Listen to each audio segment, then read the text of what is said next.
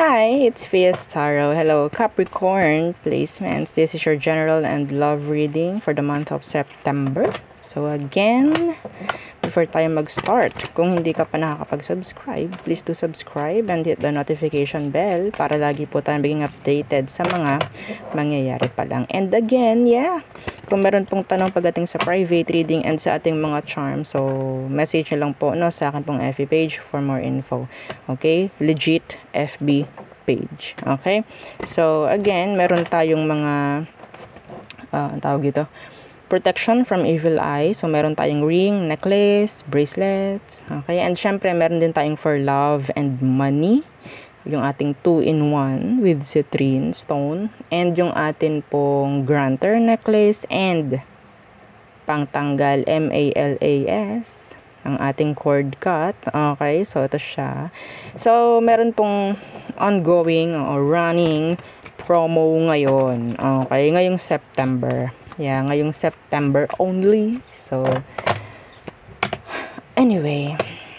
And again, yung ating, ang tawag ito, cleansing kit, is available. So, tanong-tanong lang po kayo kay admin, ha? Okay, medyo, hindi rin ako masyadong nagsasagot ngayon sa, sa message. Si admin po yung nagsasagot ngayon. Okay. So, don't worry, masasagot kayo o marereplyan naman kayo. Okay? So, Capricorn, let's see. What's for you? In general po, ngayong September. Anong meron sa ating mga Capricorn placements dyan? Okay. Again, don't forget to like, share, and subscribe. Okay. September for Capricorn placements. Anong meron? So, ating dadalian lang to. Oo, dahil kailangan ko magpahinga. Okay, the 5 of Pentacles. The Chariot in reversed. So, medyo marami. Nakikita ko ditong paglabas ng pera. Okay. Medyo maraming gastos ngayong September, mga Capricorn. Okay. I don't know. Some of this is focusing on your health. This is a doctor, the High Priestess, the Emperor. Okay. More on health ang nakuha ko. Anyway, so what else for Capricorn placements? The World. Death in reversed. The Sun is here. Judgment. The Ace of Wands. I'm hearing ang tawag dito, healing. I'm here, physical. Okay, the 5 of Cups in reverse. The Page of Wands. Meron ako nakikita dito, may gagaling. Okay? May gagaling.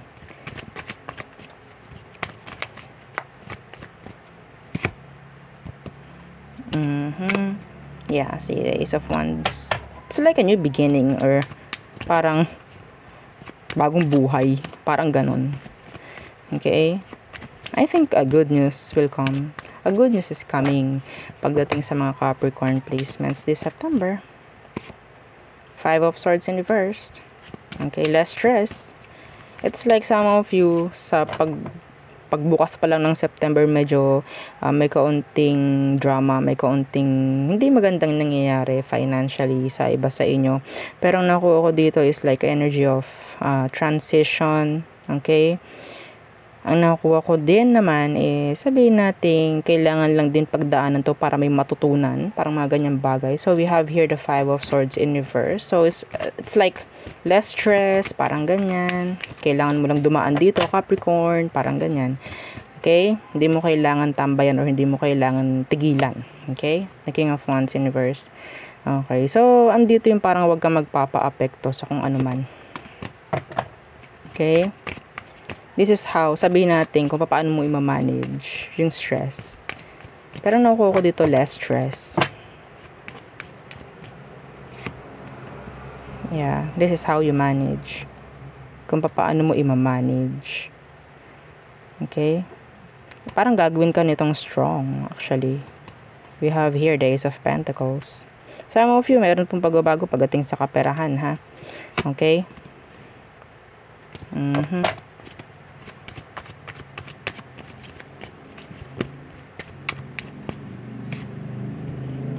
Yeah, the Wheel of Fortune in reverse and the Hierophant.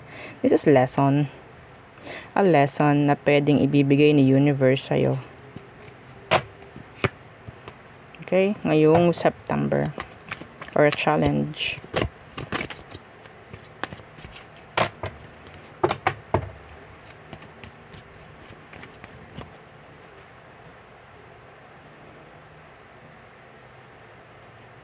Huwag kayo magpapakontrol sa kung sino man to. Nakikita ko dito. Could be a Cancerian. We have here Scorpio. We have here a Sagittarius. Okay. They're not doing good. They're not doing good. And gusto ng taong to maapektuhan ka nila. Or pwedeng naapektuhan ka pa rin ng taong to. Kahit, yeah, wala na or hindi na kayo magka-connect. Could be energetically. Pwedeng maapektuhan ka. Yeah, see? So, letting go, healing, see?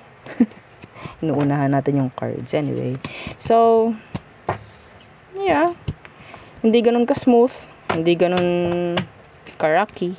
It's like, tama lang. So, let's see. Ano bang meron? The person on your mind, Capricorn. The person on your mind. Who is this? Who is this person, Capricorn? The Sun in reverse. Ooh. Negative. Could be a Leo. Hindi mo na nakikita itong taong to. I think some of them may pagkamayabang. May pagkamayabang. Nandun yung ego, nandun yung pride. Anong meron sa kanya? Could be a fire sign placements. So, anong kailangan nung malaman dito sa taong to ngayon? Some of you, they're controlling you. Anong meron ba? Anong kailangan mong malaman? The Two of Pentacles. Sila yung nagbibigay sa'yo ng delays. Yeah, the Page of Wands. Yeah, delays. Kung sino man to na nakakonect mo, delay ang binibigay sa buhay mo. Kasi hindi ka makapag-focus. Some of them could be younger, pero kung hindi man, they're just like acting immature. Okay? So, let's see ano ba ang emosyon nito sa'yo. Some of you, this could be somebody na hindi naman connected sa'yo romantically. May chance na parang gusto lang nilang imaniobra yung buhay mo. Gusto nila na susundin mo sila. Mga ganyang BS. No? So, don't let them. Don't let this person. Okay, na maniobra ka. So, tingnan natin ano ang emosyon ng taong to. Oops, sorry. The Ace of Wands in reversed. And the Knight of Pentacles. Yeah, ang taong to, ayaw na ayaw talaga ikaw na uusad. In general, ayaw na ayaw kanyang uusad. Dito pa lang eh. Okay? Anong kailangan mong malaman? Itong taong to nagbibigay sa'yo ng delays. Emotionally, this person, some of them, they're just lasting. Okay? Wala na. Dun lang. Huwag ka mag-expect ng love from this person because wala silang ganon. Wala silang care. Okay? Let's see. Next action. The Five of Swords in reversed. And the Six of Cups. They will, what? Manipulate you. They will manipulate you. Gagamitin nila kung ano bang meron sa sitwasyon. Ang tagal na nating magkasama. Tandaan mo. Mga ganyang bagay. Okay? Titrigger nito yung emosyon mo. Sabihin nating tatargetin niya kung anong emosyon mo sa kanya. Kung may soft spot ka for them, then dali ka dyan. Okay? So, anong potential outcome nyo this September? The Empress in reverse. No growth. Okay? Why? The Four of Pentacles in reversed. The Wheel of Fortune, Death. Okay, so for me, ito yung taong hindi para sa'yo. Ha? Didiretsuhin ko na. Okay po? So, ito yung taong hindi para sa'yo. Again, letting go. Okay, huwag kang manghinayang dito kasi wala naman pong patutunguhan sa totoo lang. Hanggat hindi mo kayang alisan itong sitwasyon na meron kayo, hindi mabubuksan yung bago, hindi magiging open sa'yo or maibibigay sa'yo yung dapat. Kasi ito ay block. Itong taong to mismo, para itong naglalakad na blockage na sa'yo. Yes. Okay? So, let's see. All signs, Aries through Pisces. Aries through Pisces. Again, don't forget to like, share, and subscribe. Okay. Aries, walking away. Taurus, ayaw nila ng cycle. Gemini, they're being impatient. Cancer, they're looking for you. Leo, they're moving on. They're starting to move on. Virgo, they're not happy. Libra. Si Libra parang, ay bahala ka, ayoko na. Nandun yung galit, nandun yung sabihin nating, wala na akong pakialam. Parang ganyan. So, Scorpio, they want you, they need you. Interested, nandyan yung attraction, big time attraction. Okay, some of them, yeah, talagang into you. So, Sagittarius, they want balance pagdating sa sitwasyon, kung anong dapat, yun ang kailangan gawin, mga ganyang bagay. Capricorn, so they want to make an offer. Yes. Aquarius, hindi ganoon kalakas ang loob ni Aqua. Some of them, parang feeling nila, wag na lang. Parang ganun ang nakikita ko. Pisces, I think, they're blocking you or maybe there's this blockages sa message, mga ganyan. Pero, in general, this is block. Okay? I don't know. Some of them, pwedeng hindi nila sinasabi like totally kung ano talaga yung naramdaman or emosyon. Okay? Pero, I think some of them, they're into you. Hindi lang sinasabi talaga.